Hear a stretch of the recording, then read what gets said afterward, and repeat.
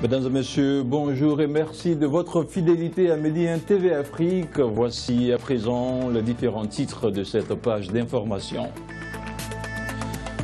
Vendredi à haut risque à Jérusalem, où des centaines de policiers israéliens sont appelés en renfort pour éviter des manifestations sur l'esplanade des mosquées en ce jour de grande prière, et ce au lendemain de la décision de Donald Trump de faire de la ville sainte la capitale d'Israël. La Commission européenne et le Royaume-Uni sont tombés d'accord aujourd'hui sur la première phase des négociations du Brexit. Ce premier accord trouvé décline les éléments concernant les 3 dossiers prioritaires. Plus de décisions, plus de détails dans cette édition. Et puis c'est aujourd'hui que Midi 1 TV Afrique lance sa caravane appelée la Voie du co-développement. Il s'agit d'une série d'escales dans différents pays africains pour vous faire découvrir les potentiels d'émergence économique dont disposent les pays africains. Et donc aujourd'hui, le Sénégal est à l'honneur pour la première étape de cette caravane. Merci de votre fidélité à notre panafricaine. Je vous le disais en titre, Israël a déployé des centaines de policiers supplémentaires à Jérusalem aujourd'hui, jour de grande prière sur l'esplanade des mosquées, après des appels palestiniens à protester contre la reconnaissance par Donald Trump de Jérusalem comme capitale d'Israël.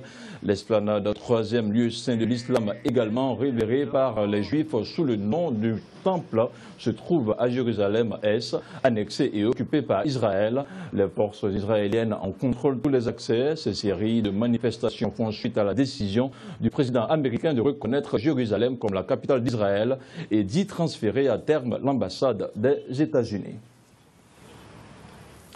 Outre l'escalade de violence qui est fortement redoutée dans les territoires palestiniens ce vendredi, jour de prière pour les musulmans, d'autres manifestations sont également prévues ailleurs dans le monde musulman, notamment à Istanbul et en Malaisie. De nouvelles protestations au lendemain de celles qui ont déjà eu lieu, du Pakistan à la Turquie en passant par la Tunisie et la Jordanie, où plusieurs centaines de manifestants ont scandé « Mort à Israël » et brûlé des portraits de Donald Trump.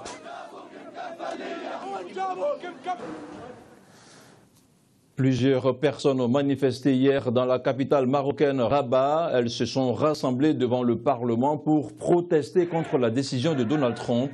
Les manifestants étaient rassemblés à l'appel de plusieurs associations issues de la société civile. Le Groupement national de solidarité avec le peuple palestinien a déjà prévu une nouvelle manifestation ce dimanche, toujours à Rabat. Et puis d'autres manifestations ont également eu lieu sur les réseaux sociaux, mais surtout dans la rue en Tunisie. Les Tunisiens ont aussi exprimé leur colère suite à la décision du président américain de reconnaître Jérusalem comme capitale d'Israël. Dans le centre de Tunis, comme à Gafsa, dans le centre du pays, et à Sfax, à l'est, ils ont scandé des slogans anti-Trump. Et puis le vice-président américain Mike Pence, banni de Palestine. Un cadre du parti palestinien Fatah a en effet affirmé hier que Mike Pence n'était pas le bienvenu en Palestine et que le président Mahmoud Abbas ne l'accueillera pas à cause de l'annonce du président Trump. Une visite du vice-président en Israël et dans le territoire palestinien est prévue durant la deuxième moitié du mois de décembre. La Maison-Blanche a de son côté estimé qu'une éventuelle annulation de la rencontre entre Mike Pence et Mahmoud Abbas serait contre-productive. Tout autre chose, à présent, la visite d'Emmanuel Macron au Qatar a été fructueuse. Plus de 11 milliards d'euros de contrats ont été engrangés par le président français à Doha. Ils concernent notamment l'achat de 12 avions de combat Rafale et de 50 Airbus A321, mais également l'exploitation du métro de Doha. Emmanuel Macron a aussi accentué la pression contre ceux qui financent des structures soutenant le terrorisme en exigeant du Qatar, comme de ses autres partenaires, un engagement très clair sur le sujet. Anissa Rao. Une visite décisive mais brève au Qatar. Au programme, un ensemble de contrats juteux signés avec Doha. Parmi eux, l'achat par l'Émirat de 12 nouveaux avions de combat Rafale et la concession du métro de Doha au groupe RATP et Keolis pour quelques 3 milliards d'euros. Autre contrat signé, l'achat de 490 véhicules blindés au groupe Nexter qui pourrait représenter jusqu'à 2 milliards d'euros. S'y ajoute une commande de 50 Airbus et un contrat de dépollution avec Suez. Cette visite d'Emmanuel Macron conclut une tournée qui, en un mois, l'a mené aux Émirats Arabes Unis, en Arabie Saoudite, dans 3 pays d'Afrique, puis à Alger mercredi. Un périple au cours duquel il a demandé à tous ses partenaires de lutter contre le financement du terrorisme et il a rappelé l'importance de la coopération. Une déclaration d'intention a d'ailleurs été signée en ce sens. La crise du Golfe qui oppose le Qatar à l'Arabie Saoudite et ses alliés depuis 6 mois figurait au centre des échanges. Le Qatar, riche émirat gazier, soumis depuis 6 mois à un boycott de Riyad et de ses alliés, qu'il accuse de soutenir les groupes terroristes, a reçu le président français à bras ouverts. Comme je l'ai dit depuis le début de la crise, le rétablissement de la stabilité dans le Golfe est pour nous aussi une priorité, parce que nous y avons de nombreux amis. Et c'est la raison pour laquelle j'ai redit à Cher Tamim le soutien de la France aux efforts de médiation du Koweït. Et mon souhait que nous puissions trouver une résolution rapide de la situation aujourd'hui connue. L'émir du Qatar a appelé à un règlement négocié du grave différend qui l'oppose à l'Arabie Saoudite et ses alliés. Un règlement respectueux de la souveraineté et de la dignité du Qatar. Je vous le disais en titre, la Commission européenne et le Royaume-Uni sont tombés d'accord aujourd'hui sur la première phase des négociations du Brexit.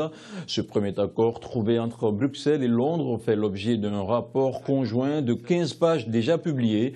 Il décline les éléments concernant les 3 dossiers prioritaires, à savoir la gestion de la frontière entre l'Irlande et la province britannique d'Irlande du Nord, le règlement financier de la séparation et les droits des citoyens expatriés. En outre, la Commission assure que les citoyens de l'Union vivant au Royaume-Uni et les citoyens britanniques installés dans l'Union européenne à 27 conserveront les mêmes droits une fois que le Royaume-Uni aura quitté l'Union européenne. Une garantie attendue par les quelques 3 millions de personnes concernées par la mesure. Dans l'actualité sur le continent, un travailleur humanitaire centrafricain a été tué par des hommes armés dans la nuit de mercredi à jeudi dans le nord de la Centrafrique, à Kaga-Bandoro. Et au moins 10 personnes ont été tuées depuis dimanche à Ipi, où se déroulent les affrontements meurtriers entre groupes armés. Les combats opposent des membres du Front populaire pour la renaissance de la Centrafrique, alliés aux combattants de l'Unité pour la Centrafrique, à des anti-Balaka, alliés à une branche dissidente du FPRC.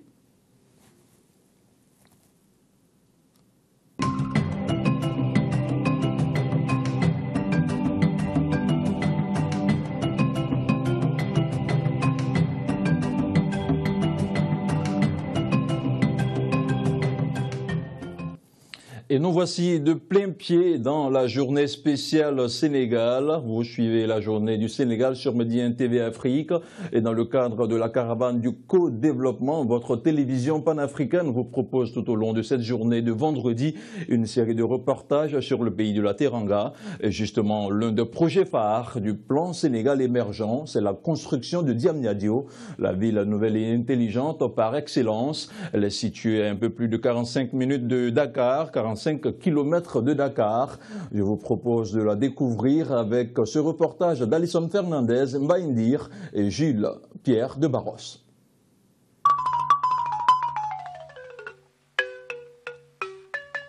Difficile à imaginer il y a quelques années, alors qu'ici, il n'y avait que des terrains en friche et des champs par endroits.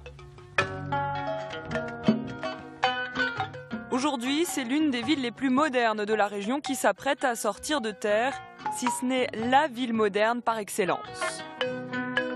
Son nom, Diamniadio.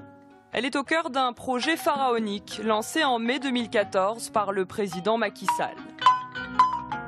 On le voit ici poser la première pierre de ce grand projet urbanistique. Diamniadio est l'un des chantiers phares du plan Sénégal émergent, le PSE.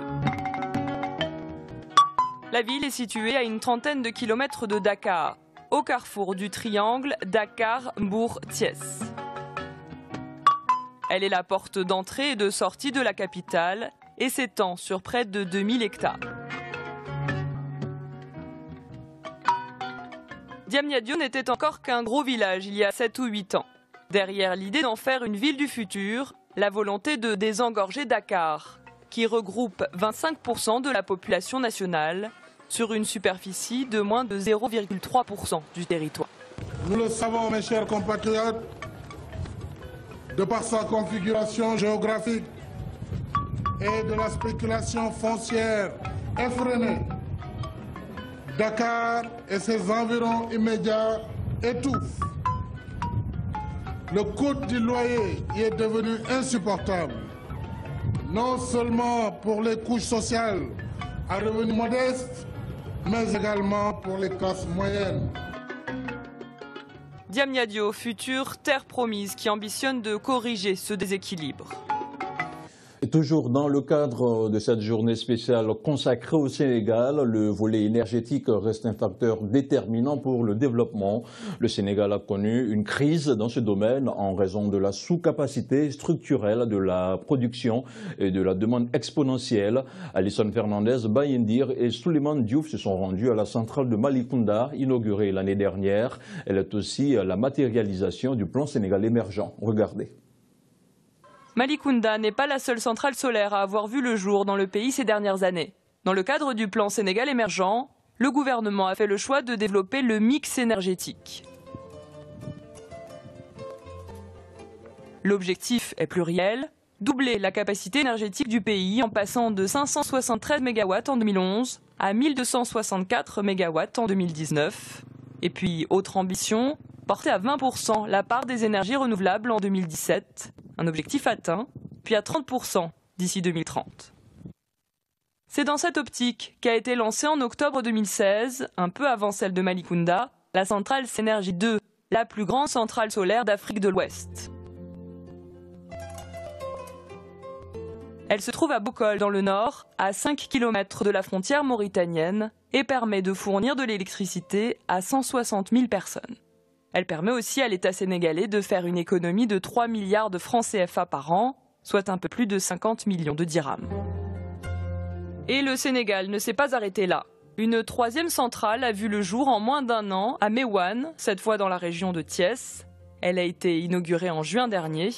Puis suivront prochainement les centrales de Kahone dans l'ouest et de Sakal dans la région de Louga.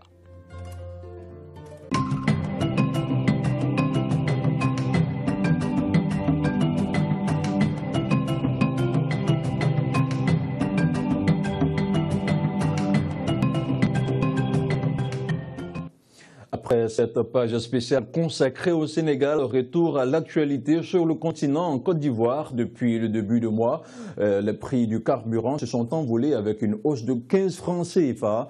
Les automobilistes sont indignés. Reportage à Abidjan avec Sandrine Bamba et Herman Dogo. À Abidjan et dans le reste du pays, les prix à la pompe sont repartis à la hausse depuis le 1er décembre, à la grande surprise des automobilistes qui s'indignent face à cette énième augmentation en l'espace de quelques mois seulement. Le prix du gasoil et du super sans plomb sont passés de 580 francs à 595 francs, soit une hausse de 15 francs CFA. Ils font les augmentations anarchiques. Même personne n'est au courant de l'augmentation. On pense augmenter. Si on augmente le carburant, on va augmenter le transport. Ça ne nous arrange pas. Hein. Ça ne nous arrange vraiment pas. Qu'ils arrangent les consommateurs parce que vraiment, on n'en peut plus. Pour les usagers des transports en commun, la crainte de voir l'augmentation du transport dans la capitale économique ivoirienne, qui concentre près de 5 millions d'habitants, serait de plus en plus présente. Ça ne change rien dans la vie de tous les jours. Quand on augmente, les prix augmentent, mais quand on diminue la pompe, les prix restent tels. On subit, voilà. Si le gouvernement ne dit rien, non, on subit. Voilà. C'est les transporteurs qui subissent ça, mais les passagers aussi vont subir aussi les conséquences. Au 1er décembre dernier, le prix du baril de pétrole est passé de 58,27 $ américains, soit 32 100 francs CFA. La Côte d'Ivoire, qui a produit plus de 6 millions de barils de pétrole au premier semestre 2017, n'a pourtant pas échappé à cette nouvelle flambée du prix à la pompe. Et voilà qui referme cette édition d'information sur Média TV Afrique. Je vous rappelle que notre panafricaine s'inscrit dans le cadre d'une caravane spéciale, une caravane dénommée, une caravane pour montrer le potentiel d'émergence économique dont disposent les différents pays africains. Nous vous proposons de rester en notre compagnie tout au long de cette journée dédiée au Sénégal, le pays de la Teranga.